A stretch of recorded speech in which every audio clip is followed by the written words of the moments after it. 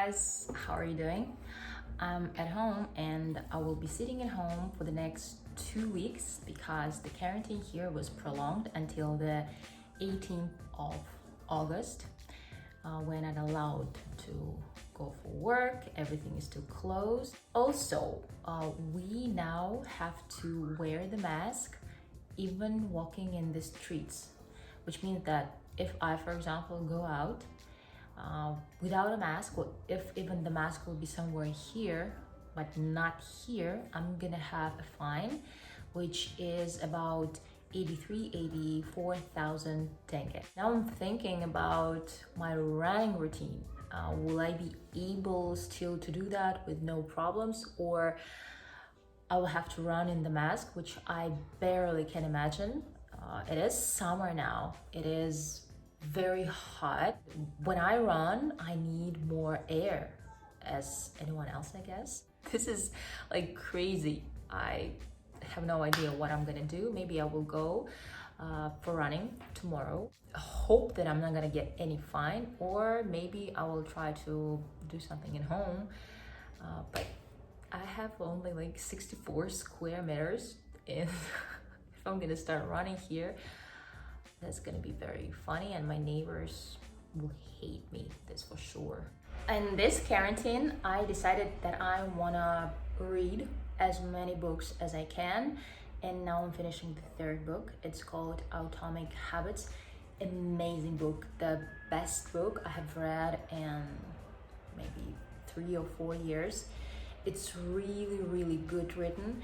It doesn't have any garbage in there, nothing, unimportant. Every chapter, every word is so clear, is so good. The most important is that you can go and practice it right after you have read the chapter. I think that this book will be especially useful for the people who are somewhere in the middle of deciding where to go, what to do next in their lives, like me.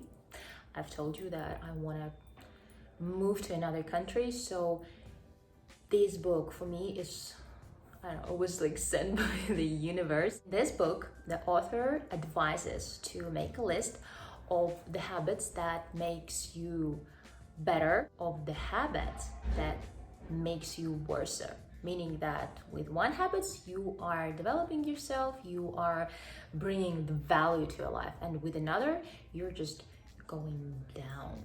One thing I also wanted to tell you about how people here, what kind of attitude people here have to this coronavirus, to this prolonged quarantine. You know that I work, and you know that I work from home. I have the jewelry, I have some clothes to sell. So they write to me something like this: hello, how much is these earrings, or how much is this jeans, how much is this ring, and etc. And then they tell me, is it possible to try it on? And I'm like, no, it's not, because my trade center is closed. There is nowhere there where you can try it on. And some of them are like, well, we can do it in the street.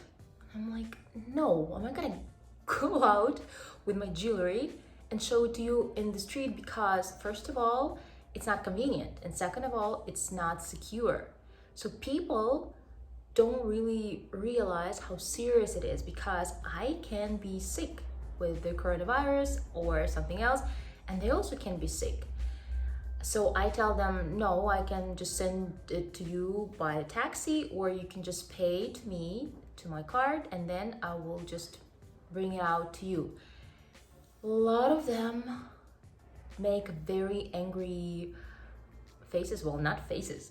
They write to me something like, oh, what? It's not a big deal. It's not a big problem. I'm not afraid. That's the attitude of 90% here.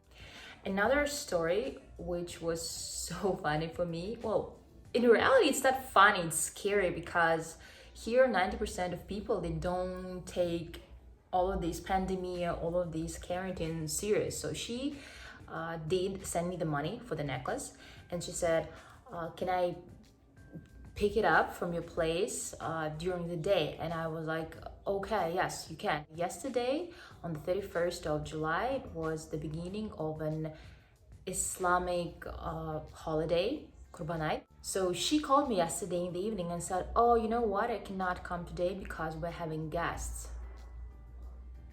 She's having guests. It's a quarantine, it's a pandemic, but she's having guests. And 90% of people here in Kazakhstan, the Kazakh ones, I'm sure, they had guests. Yesterday, they did cook the beshbarmak and other traditional dishes, and they had the guests. You know, I do understand when people here who work in the sphere of beauty, the nail masters, maybe the cosmetologists, they do still have their clients, they still do the nails, they do still the procedures, they do their haircuts. I can understand that because these people don't work officially since March, and to most of them the government didn't help, and I'm sure that 99% of them have loans, they have children, they have someone to support, at least they have themselves to support. And a lot of those people, they might not even have their own apartment and they are renting an apartment, and they have to risk with their lives, they have to risk for just to, you know, to survive. I can understand it. I don't like it, but I do understand them and I don't judge them. But when people say it's a holiday and we should have gas, that's something that I don't understand. I think if it wouldn't be for this kind of an attitude, this coronavirus quarantine would be over for us a long time ago. So I decided that I'm going to be doing more videos, but one problem that I have is that I think I'm about to finish with all of my ideas of what to tell you about Kazakhstan. So please help me. If you still have something that you want to know, if I haven't told you something, and I'm sure there's so much information that I can give you, it's just that for me, this is usual things. These are the things which I was born with, which I know, which are maybe boring for me, but for you guys, that will be interesting. So please write down in the comments what you want to know. And another thing that I wanted to ask you, is it okay if I'm going to be putting more maybe of my private life, more of talking about my thoughts? Because after reading this Atomic Habits book, I realized that it's very good to have a diary, because when you talk about your feelings, write down your thoughts, it's easier for yourself to understand more what you want to do, what is what's in general going on in your life.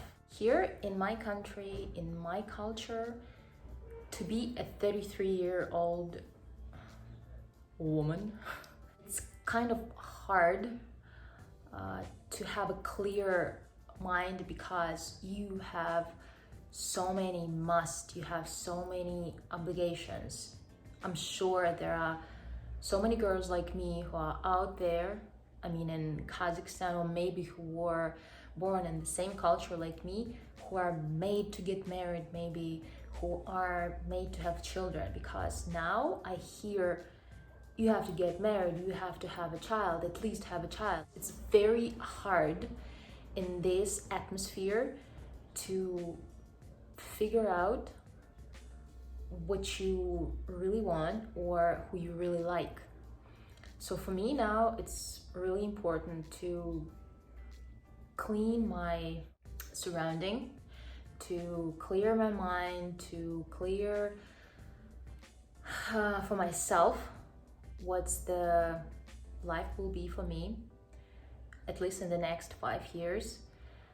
Of course, if it wouldn't be for the pandemic, it would be easier, and I think I already would have been gone from here. I would already be in Istanbul, and it would be easier for me. That's from one hand. But from another hand, I have more time to save the money, which is good.